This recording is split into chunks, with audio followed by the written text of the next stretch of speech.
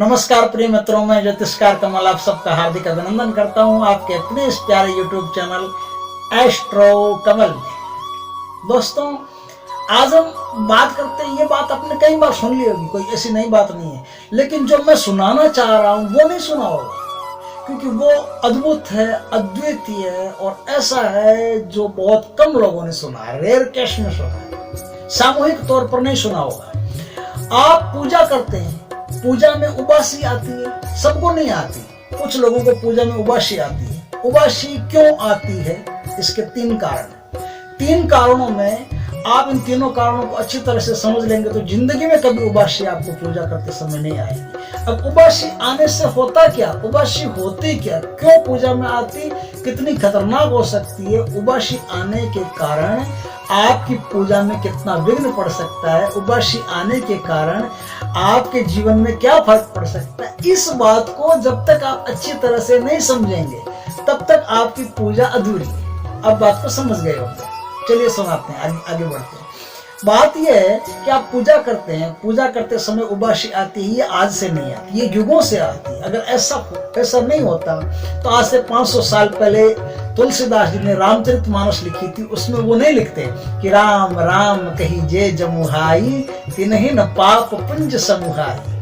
यानी कि जब आपको उबासी आती है तो उस समय आप राम राम का स्मरण करो, राम राम को, उबासी आती है राम राम राम राम। और अपने बहुत सारे ग्रंथ ऐसे जिनमें भी ये बात लिखी हुई है कि यदि आपको उबासी आती है तो आप 3 बार ऐसे चुटकी बजा दो, ऐसे चुटकी बजा दो, उबासी नहीं आएगी। अब ये चुटकी बजाना, ये राम राम कहना, इसके पीछे लॉजिक क्या है, कारण क्या है, क्यों आती है, इस बात को थोड़ा सा समझना पड़ेगा और ये समझना अत्यंत आवश्यक है। नहीं तो आपकी करी कराई पूजा खाली फेल ही नहीं होती, ऐसा नहीं है खाली फेल ही होती, आपकी करी कराई पूजा आपके लिए आपकी कब्र खोद देगी, आपके लिए हानिकारक हो जाएगी, आपके लिए उल्टा काम करना शुरू कर देगी।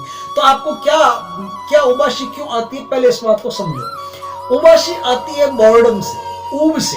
जब आप किसी मंत्र का जाप करते करते ऊब जाते हो, जब आप एक ही स्तोत्र को रोज पढ़ते रहते हो तो आपको लगता है इसमें कुछ नवीनता नहीं है, आपके मन को लगता है कोई नवीनता नहीं है, तो मन उससे क्या ऊब जाता है तो उबासी आती है। स्तोत्र आप पढ़ते हो, उबासी आती है।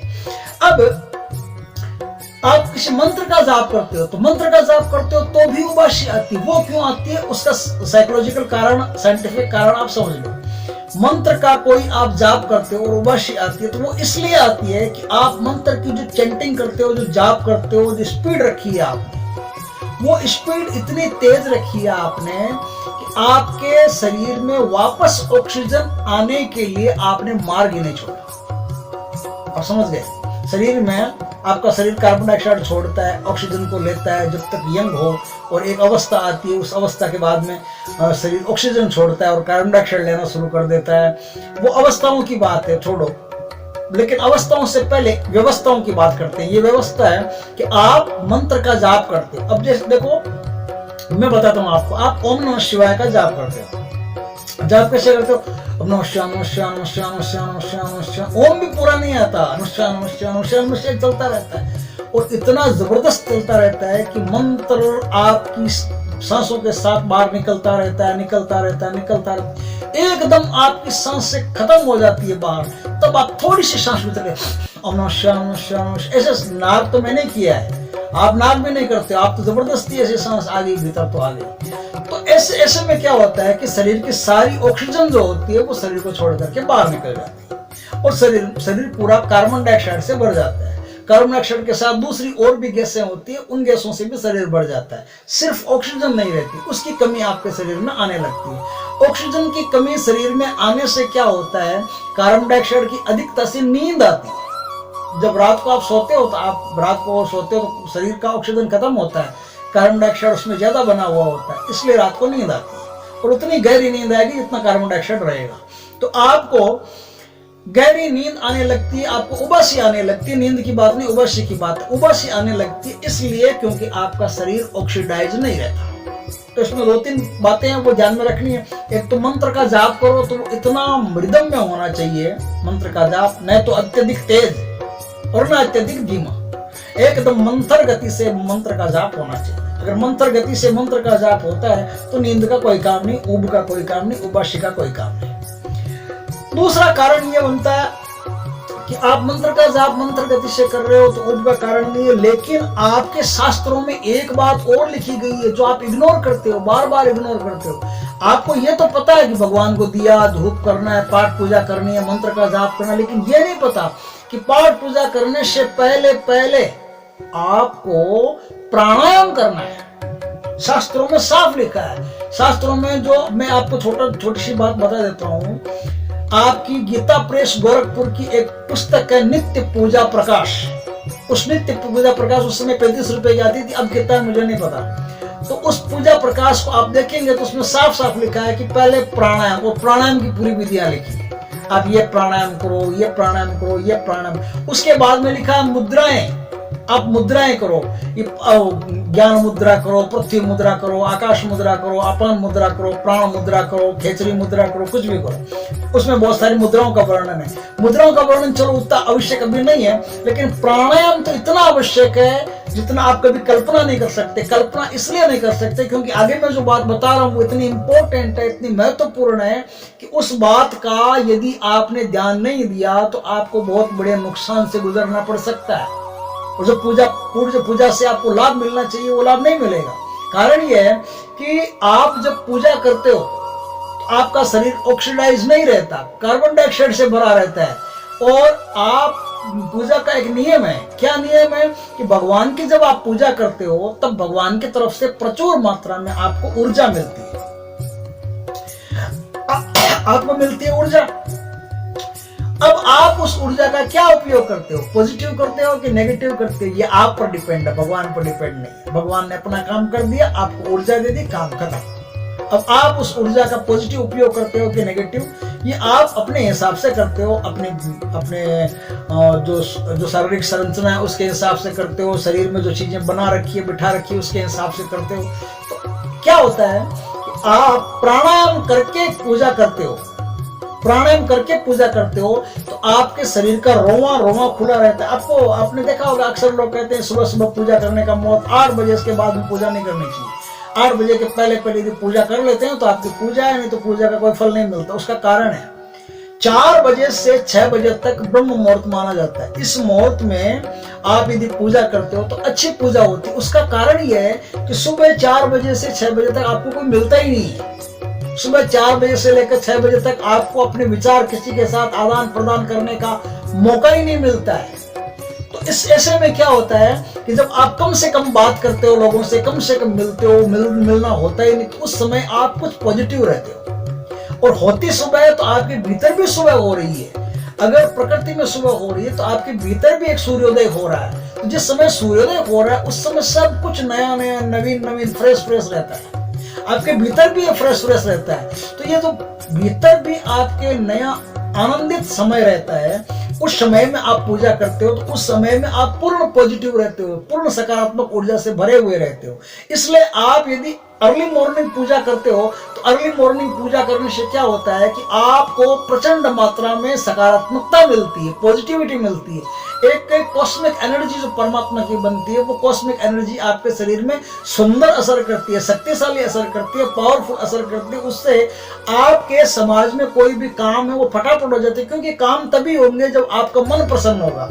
आपका मन यदि पहले से उदास है तो आप भी अटक गए कामों में, आप भी संसार में अटक गए। न तो पैसा आएगा, न मान सम्मान मिलेगा, न सफलता मिलेगी, न घर में इज्जत मिलेगी, न बाहर इज्जत मिलेगी, कुछ भी नहीं होगा। यदि आपका मन अंदर से टूटा हुआ है, घायल है, तो आप भी समझ लो कि समाज में घायल हो गए, टूटे हुए हो गए। और आपका मन अंदर से प्रफुल्लित है, आनंदित है, प्रसन्नचित है, तो आप समाज में भी प्रसन्नचित हो, आनंदित हो, प्रफुल्लित हो। आपको हर काम में हाथ डालो, रेत में हाथ डालो, सोना बनेगा। आप समझ गए होंगे बात को, रेत में हाथ डालो, सोना बनेगा। आप जिस काम में हाथ डालो सफलता मिलेगी। जहां जाओगे लोग आपको नमस्कार करके बात करेंगे, आपकी इज्जत करेंगे। इसका कारण यह है कि आपने सुबह सुबह अर्ली मॉर्निंग एक बहुत बड़ी मात्रा में अपने भीतर सकारात्मक ऊर्जा का संचय कर लिया है। इसलिए आपके साथ ऐसा हो रहा है। आप जितने ज्यादा नेगेटिव रहेंगे उतने ज्यादा समाज में पतन के आप भागी बनेंगे, आपको पतन प्राप्त होगा, आपको सफलता नहीं मिल सकती, आपको मुसीबत मिलेगी, परेशानियां मिलेगी, दुख मिलेगा, चिंता मिलेगी, कष्ट मिलेगा, बीमारी मिलेगी। लेकिन यदि आप सकारात्मक रहते हो तो मैंने बताया कि आपको हर काम में फायदा रहेगा। ये एक कारण और होता है, जो आपकी ऊब जो आपको आती है उस ऊब को मिटाना जरूरी होता है। आपको ऊब आती है तो ऊब के साथ बहुत सारी परेशानियां भी आपके जीवन में आती है। तो इसका मतलब यह है कि जब आप भगवान की पूजा करो तो भगवान की पूजा में आप एक बात का हमेशा ख्याल रखो। देखो, आप पूजा को ट्रेडिशन मत बनाओ, आप पूजा उसी समय करो जिस समय आप आनंदित हो, प्रसन्नचित्त हो, आपके भीतर महकता सूर्य उदय हो रहा है, तभी आप पूजा करो। आप सोचते हो कि मैं 10 बजे पूजा कर लूंगा, 12 बजे पूजा कर लूंगा, 2 बजे पूजा करूँ, ऐसे नहीं होता है। ऐसे कोई पूजा नहीं होती। जितना आप लोगों से मिल गए उतना ही आप नेगेटिव हो गए, क्योंकि धीरे धीरे जैसे जैसे आपके विचार आदान प्रदान करते रहेंगे। जरूरी नहीं कि आप नेगेटिव हो इसलिए सामने वाला नेगेटिव विचार पैदा होगा, नहीं। आप पॉजिटिव हो और सामने वाला अगर आपसे ज्यादा नेगेटिव है तो भी आपके विचारों में नेगेटिवता घुसेड़ देगा।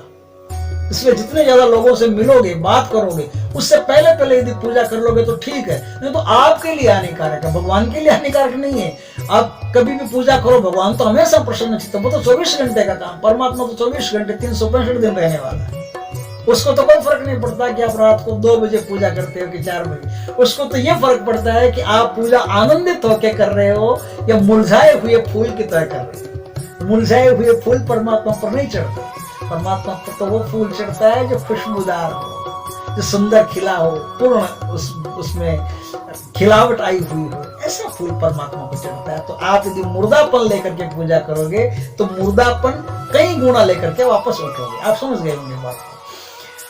तीसरा कारण जो होता है आपकी ऊब का, वो सबसे इंपॉर्टेंट कारण है, आध्यात्मिक कारण है, बहुत महत्वपूर्ण कारण है। मैंने वैज्ञानिक भी बता दिया, मनोवैज्ञानिक भी बता दिया, मैं आपको आध्यात्मिक कारण बताता हूँ, ये भी नोट करें, जरूरी है। आप जब पूजा करते हो तो आप मानो या नहीं मानो, आपकी मर्जी, उसके लिए आप बॉन्डेड नहीं हो किसी प्रकार से। आपकी अपने विचारधारा और मैंने जो महसूस किया है, जिन चीजों को मैं अच्छी तरह से महसूस करता हूँ, जानता हूँ, परखता हूँ, वो चीजें आपके साथ शेयर करता हूँ। तो मैंने जो महसूस किया है वो बात ये है कि आप जब भगवान की पूजा करते हो तो बहुत सारी आत्माएं आपके आसपास आके बैठ जाती हैं, आपके आसपास आकर के विराजमान हो जाते हैं। जैसे एक संत आदमी कथा करता है तो पंडाल में बहुत लोग आके बैठ जाते हैं, उसी तरह से बहुत सारी आत्माएं आपके साथ आकर के पूजा घर में पूजा करते समय बैठ जाती है। आप ये मत कहना कि पूजा घर में आत्माएं नहीं आ सकती, नहीं, आत्माएं मंदिर में भी आ सकती है, महामंदिर में भी आ सकती है, भगवान के वहां भी आत्माएं होती है। और इस चीज को आप इग्नोर मत करना कि वहां नहीं आ सकती, यहाँ नहीं आ सकती, नहीं, वहां भी आ सकती है, यहाँ भी आ सकती है, कहीं भी आ सकती है। तो आप जब पूजा करते हो तो बहुत सारी आत्माएं आपके आसपास आके बैठती है। और एक सूक्ष्म शरीर जब प्रेत बनता है तो उस प्रेत बनने के पीछे उसकी पूर्ण नकारात्मक ऊर्जा होती है, तभी वो प्रेत बन पाता है। और प्रेत बनने के लिए एक प्रचुर नेगेटिविटी उसके अंदर होती है। आपकी जितनी इच्छाएं होगी, आपकी सारी की सारी इच्छाएं आपके भीतर नकारात्मक शक्ति पैदा करती है। और एक आदमी मरते समय बहुत सारी इच्छाओं के साथ मर गया तो वो आदमी प्रेत बनता है। तो वो आदमी प्रेत बनता है ना, तो वो आदमी मरते समय बहुत सारी नेगेटिविटी के साथ मरा है, इसलिए वो प्रेत बना है। और जब वो प्रेत बना है, नेगेटिविटी के साथ अपने प्रेतों की दुनिया में चला गया है, तो अब क्या है, उसको पॉजिटिविटी वाला आदमी चाहिए वापस जन्म लेने के लिए। वापस जन्म लेने के लिए, नया जन्म लेने के लिए उसको पॉजिटिविटी वाला आदमी चाहिए। तो वो क्या करेंगे, पॉजिटिविटी कहां से मिलती है, उन सारे स्थानों पर वो जाकर के आएंगे, देखेंगे कि कहां मिलती है। घर में, परिवार में कोई ऐसा बंदा है जो भगवान की तरफ आगे बढ़ना चाहता है, वो आदमी जब पूजा करता है तो उसके आसपास आकर के प्रेतात्माएं बैठ जाती है। प्रेतात्माएं बैठ जाती है तो प्रेतात्माओं में 100% नकारात्मक ऊर्जा होती है, 100% नेगेटिव एनर्जी होती है। समझना बात को।